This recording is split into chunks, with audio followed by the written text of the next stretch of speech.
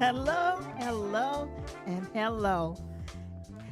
Welcome back to the Family Fortune. It's your girl, Lashana. And what got me confused, because he's sitting across from me today, is Malcolm. You know, you start every podcast off by laughing and then saying hello, hello. because something always makes me laugh. Because right now I was about to turn that way, but I realized you're not over there. No, I'm not. You're right there. I So, am. okay. I got tired of turning my head, especially when we have guests and stuff. I got to turn around and look at them, but then I got to turn back at the screen. And so, no, I'm here today. On a serious note, Yep. we are talking today about some of the highs and lows of owning a small business, especially the financial pieces of owning a small business. And, give some tips and tools and all the other stuff that we normally do. Well, I don't know if I have any tips, but I definitely have some wisdom to stay away from.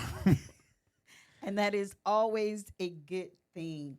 Now, I myself am a current business owner of two separate businesses.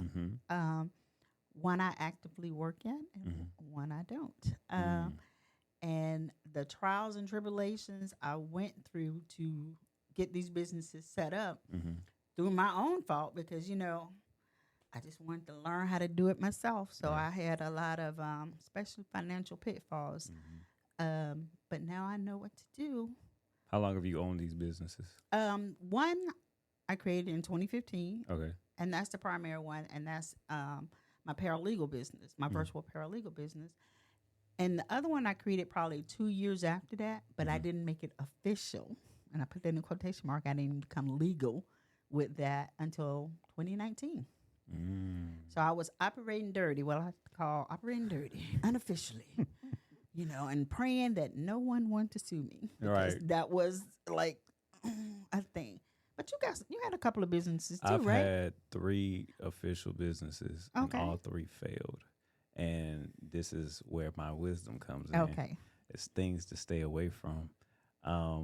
When it comes, it's not necessarily like I wasn't getting customers, because what I was offering there was a need for. What were your businesses? So all of them were basically the same. They was under 3 different names because I kept trying it, learning from my mistakes or whatever. Okay. It was a multimedia business. Okay. And slight marketing, because it depended on which business I had people helping me. Okay. And I offered video production, graphic design, and it was majority web design. I was getting websites, creating what I call a virtual real estate for small businesses. Oh, see, that's a good catch. I like that. Virtual business, virtual real estate, excuse me. And my biggest pitfall from it was separating personal finances and business finances. The concept of paying yourself did not register to me. And like, the business has assets, but those assets was also my assets. And so all that stuff kind of, that was a hard lesson I learned as well. And it's not that the resources to know it wasn't out there. Right. I did not take advantage of that. Where you do have to separate. I don't think I pay myself at all right now to this day, because my motivations behind setting up my businesses was not financially based. Okay. So if yours is financially based like that, it's going to be your primary source of income. You definitely have to make sure you pay yourself. Right. You pay yourself first. And it may not happen immediately, especially in the beginning where you're trying to still set stuff up, pay off anything that you any loans, business loans, anything that you had, and your taxes and getting your licensing. So maybe the first year you may not pay yourself. You may just be trying to break even, making sure all your business expenses are paid.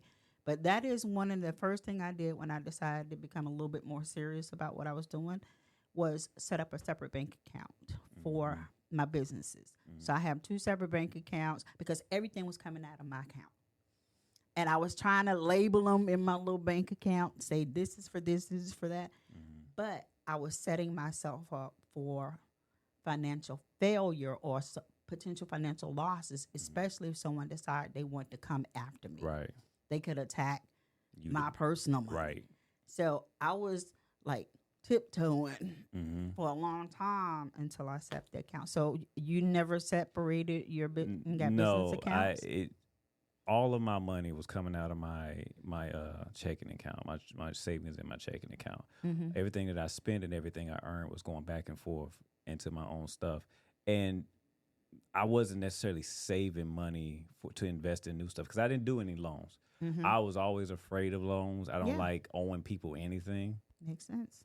And whenever I needed help, I hate whenever I had to hire a contractor to help me with something, I would have to budget my own personal finances with this other person or whatever. Mm-hmm. And that it became so confusing for me at the time. And I was not very financially smart about creating a budget or whatever. I was mentally mad, doing a lot of mental math, trying to figure out how I was going to pay for certain things.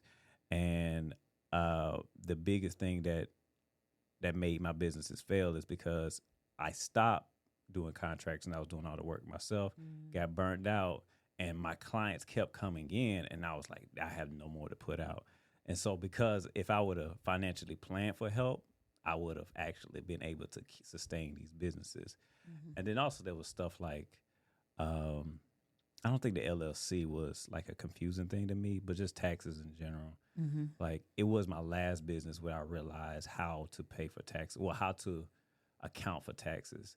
Mayo and Associates, which was a former, I don't know if they're in business anymore, but it was a tax folks out here, off of Walton Way Extension, Davis Road rather. They told me just a safe margin is 20% of whatever your sale is. Just save that, Mm-hmm. and that's what you owe Uncle Sam at the end of the day. That took me years to figure out too. Well, I knew it, but just like you, I was using my personal finances to fund a lot of stuff. And for the first few years, I was not an LLC. I was just a sole proprietor. And, for tax purposes, the IRS doesn't recognize LLC. It's going to all show up on your Social Security regardless. The LLC is more local, state, and it helps you to keep things separate. So you are you and your Business. LLC is your LLC. But I operate as a sole proprietor, and I knew in the back of my head about taxes and being a 1099 person, doing 1099s. But like I said, it was through trial and error. And I ended up just creating a spreadsheet for myself. I'm an Excel spread. I'm old school. Pen and paper, Excel spreadsheet, which I listed everything I did because I was trying to claim mileage, everything, all that. And then on the far right, I had a column that calculated based upon what I made here. This is what I owe the federal, and this is what I owe the state. And it was like 20%. Yeah, 20% each one. And did I always put that money aside? No. Because I knew you can either pay at the end of the year or you can pay quarterly. I knew it'll work itself out at the end of the year sometimes, mostly. Yep. Sometimes is the key word there. Mostly. But at least I had an idea of how much I may have to pay. Right. May have to pay. Because I may not have had it that month. Because I was trying to do it every month to give them all that money. Like, to me, it was all that money. What? So you gave me some papers here. Yes. And this is, I think, one of the reasons why one of my businesses failed is because this is very boring information. It is very boring. Like, I mean, bored in a bad way. I'm like, man, this is a lot of stuff. It's very intimidating, some of the words I'm looking at right now. It's, what am I looking at? Well, there's you're looking at a lot of stuff. So some of it applies to what we're talking about now, and some of it doesn't.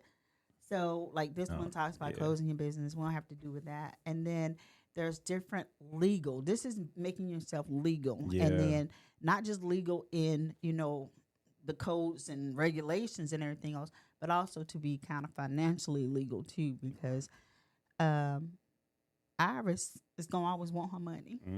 Is always going to want her money. So you have to make sure that you're compliant with the IRS laws. Right. And the IRS website has a whole section dedicated to small business owners. So if you have a small business or thinking about starting a small business, check out the IRS website Mm-hmm. and just type in small business owner, and it'll come up with everything you need to know. And you can get an EIN, which is your employee identifying number, which every small business needs to have, whether you're a sole proprietorship, LLC, etc., in 15 minutes. You do it online. Yep. And bam, you got one. So that's where a lot of people think that's all I got to do. No, absolutely. That's not all you have to do. It's a start. Yeah. It is a start. And then we have some who, there's some businesses out there and business gurus who have all these, you don't need to be a LLC, you just start, or start off as a sole proprietor. And I'm not going to disagree with them because for the first couple of years, I was just a sole proprietorship. But that means I was walking on that. I had to walk a straight line because I was a mobile notary. Mm-hmm. And that means I went into people's houses. I was, witnessing their signature. And if something happened, then they could have tapped into me, LaShawn Bradwell. And I'm like, I don't have that. So I always made sure I walked a fine line with that. And so once I was able, I then became an LLC because there's a little bit more cost associated with starting an LLC. With a sole proprietorship, it's just the EIN. Yeah. Which is free. And that's not, I'm not sure, I'm never dealt with a sole proprietorship. That's, you go to IRS, you get your EIN, you ain't got to deal with Secretary of State or nothing. No. Okay. No. You just doing business as whatever your name is. Mm-hmm. When you go to the Secretary of State, that's when you're creating an LLC. Mm-hmm. And that's a little bit more costly. Yeah. And so in the beginning, it's not terribly costly. It's not, but it's kind of all at once. So if you want to do a small business correctly, an LLC, you can do a whole bunch of things at the same time. You can get your EIN, but first thing you have to do before you get your EIN, though, you have to register your name, and that's through the Secretary of State. So you have to do a name reservation to make sure no one else has your name, the name that you want. That's $25. Last time I checked. They send you back, name's good, then you do the register. So the initial registration is going to run you, I think, about $300 to get your initial LLC documentation and articles of organization and what have you. Only after you get your name reservation approved, then go get your EIN. Because you don't want to have to start over. I may have done something wrong. Well, you can do it ahead of time, but you're gambling that your name is going to be approved. Right. Mm. You get what I'm saying? Yeah, so, I mean, I did it pretty much at the same time. I knew nobody else had my name. So you can do a name search before you actually do the name reservation to see if anybody else has your name. And if it comes back, then you kind of already know.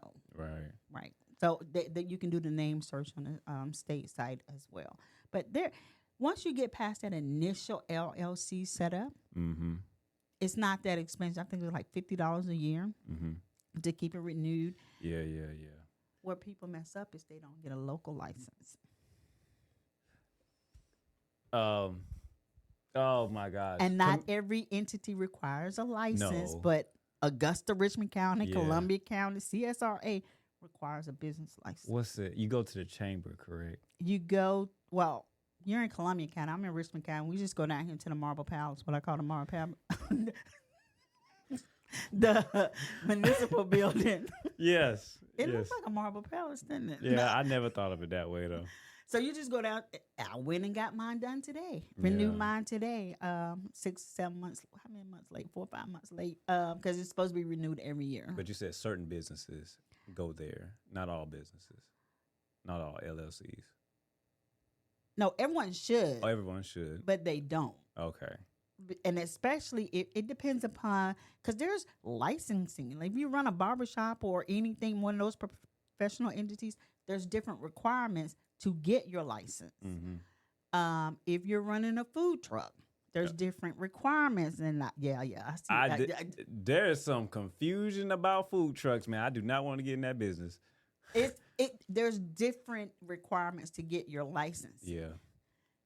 So you have to you have to first determine what type of business you have, and then it's all on the website, the Augusta website, what you need to do to get your licensing. Like for me, because I have sometimes sell products from my Lashana Bradwell Speaks business, I have a sales and use tax ID. That's Georgia tax. We ain't even hit Georgia tax yet.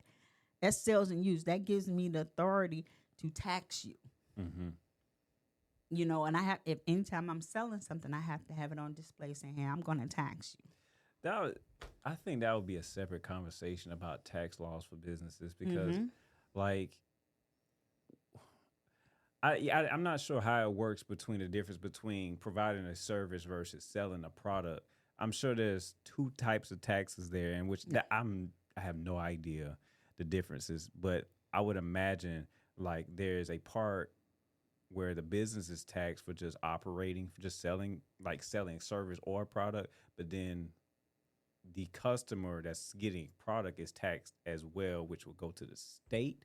I'm assuming. I'm not sure. Both of them kind of go to the state. Yeah, there's a minuscule difference. Okay. So it's called sales and use. Okay. So with the sales and use, I'm selling whatever I'm selling or whatever I'm using. There's a tax attached to it, whatever the state tax is, 8%, I think it is. And that's for goods. For services, I don't tax. There is really no tax because we're providing a service. Right. However, as a business, I do have business taxes. So take my other business. So on one business, I have a sales and use, and the other business, I just pay taxes. Because it's employment tax. Right. It's a different thing. I'm providing a service. It's income. I'm taxed on that income. I do not tax the person that's hiring, if that makes sense. Because, but yeah, we might do a separate podcast on that because it's deep. I don't want to confuse anybody or what have you. And I always tell people, make sure you do your own research. This comes from years of trial and error. Right. When, trying to figure things out. And, I'm old school. I wish they still had the card catalog because I was in the library a lot looking up stuff. I have everything bookmarked. And this book I was showing you earlier is my book. Yep. It's my book. It's got all my business stuff in here, from bank stuff to my licenses to everything, all in one place. And as things get updated, I try to stay on top of it as well. Okay. I had a question. My brain just farted. While you're thinking about it, yep. One of the other financial pitfalls I fell into was I was in such a rush to just get out there. Yeah. Staples know me by first name by now. The Staples people, because I'd be like, I need business cards. Yep. Do a business card. Look at it when I get back. I'm like, doggone it, that's so wrong. And I just spent 20, whatever, however much it was for a box of business cards. Throw them in the trash because I messed them up. So that was a constant for me. Just my thing was I didn't want to take my time. Yeah. Take your time. And don't feel like you have to do everything that you see everybody doing. I was paying for ad stuff. I was paying for banners, posters, little stuff you hand out. And it all ended up in boxes in my garage that I eventually threw out. I have my last business, I have a bunch of marketing, branding material. I'm like, why do I need this? I'm not a pop-up shop. I'm not going up to venues and just, I'm selling products. I'm selling a service. And a lot of my clients at the time, even still now when I do like stuff here and there, it's all through word of mouth. So it depends on your business. Exactly. Whatever you're doing, exactly, you'll need this. But one thing, my last business I did, because I tried to take it as serious as possible, I did a business plan. The first two, I never did a business plan. I've never done a business plan. Well, what a business plan does, what from the person who created mine, because she just asked me a bunch of information. She put some stuff together or whatever, and it came out beautifully. Took a little while to put it together, but it helped me know where I was going. Mm-hmm. It gave me a concrete goal that I Mm-hmm. basically had to go out and do. Because the first two, I was just out there just doing stuff Yeah. and just collecting or whatever I was and paying taxes and doing whatever. But like that business was probably the most successful one out of all of them because I went out with a plan, with a goal that I was trying to achieve, and ultimately it didn't work out because I was one person getting all these clients and it was becoming hard to manage. So I just killed the whole thing. But a business plan, I have to agree with you on that one. Even though I did not have one, yeah, I think that's why I went off the rails on several times on what I was doing because I did not have a business plan. Mm-hmm. And I had no clear idea of what I was doing. So my first business was a virtual paralegal. So I was in all these little networking groups and blah, blah, blah, blah, blah. Mm-hmm. Until it finally hit me years later, why are you here? Because they're not my client. Mm-hmm. They're not who I was targeting. I mean, you name it, I had the elevators. I was doing it all. And I'm like, but where are the lawyers? Because that's who I can work for. I can't Right. work for you. I Right. can't work for anybody else. And I'm like, there's no lawyers here. Mm-hmm. I couldn't figure out where the lawyers go. So I was like, why am I spending money going to all these networking events when that's not where they are? So I just stopped. And then they come knocking on. I went door to door to door to door. I rode around Augusta and Columbia County and wrote down the addresses of every attorney's office I could Okay. see. And then I just went and knocked I on was doors. asking who door you was knocking. I went and just put they have these like flyers that look like if you're a speaker. Yeah. I forget what they call them. Speaker something something something. It's like a bio. Mm-hmm. And but I made it for a paralegal. And I just went and put them in people's stores. Mm-hmm. Hung out at the courthouse. I had to go to where they was, but I had wasted all that money years before doing that. And that's because I didn't have a business plan. I'm listening to people in my ear Yep. saying, you need to do this, you need to do that. And I was like, but that doesn't work for me. Yeah. So you don't, what I'm thankful for, I didn't have to write my business plan because I don't know what necessarily goes in it. Whenever I Google what's in the business plan, it's like an outline of stuff that you have to create. I'm like, I'm not going to do that. I'm just going, we're just going to go There out is here. this awesome resource, and I think it's on one of them pages, is the one that talks about the websites. Mm-hmm. If you ain't got it, I'll make sure you get it. But the Small Business Administration, SBA. SBA, Mm-hmm. you just, .gov. There we go. that's the only place you need to go. Only place you need to go. And there are local offices here where you can sit down with someone. Mm-hmm. They will help you with it. And guess what? For the most part, I believe it's free. Mine wasn't free, but I didn't go through SBA. I didn't either. I know this stuff from hindsight. Got you. From like, okay, when I got tired of spending money and wasting money, I was so broke. I had to actually go back to work. I was. How dare you? I know, Go right? back to a corporate job. Right. That's how Tab got me. Love you, Tab. Oh my. Because I was like, oh my goodness. Mm-hmm. And then I started really doing the research and educating myself as I should have educated myself years ago. And now I try to help others not go through what I went through. Yes. I think I don't think I have anything else as in my biggest thing of my failure was not planning very well. That's the first thing I do is plan. And also not taking the IRS seriously. Gotta take them serious. So they know y'all. As we get ready to close out, financially speaking, have a plan. Yes. Have a plan. It can be simple. Mm-hmm. It don't, most business plan, depending upon what you're trying to do, some business plan run between 5 to 10 pages long. Yep. Those are great, especially if you're trying to get financing. Yep. What do you call them? Financing. Silence your phone, please. I know, right? My bad. If you're trying to get financing, business loans or what have you.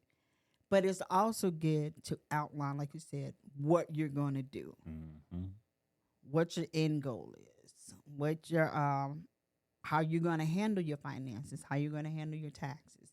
Write all that stuff out. Have a plan, and then 2, look at the IRS website. Understand. I mean, they have an entire section dedicated to small business owners. Read it. Do your research.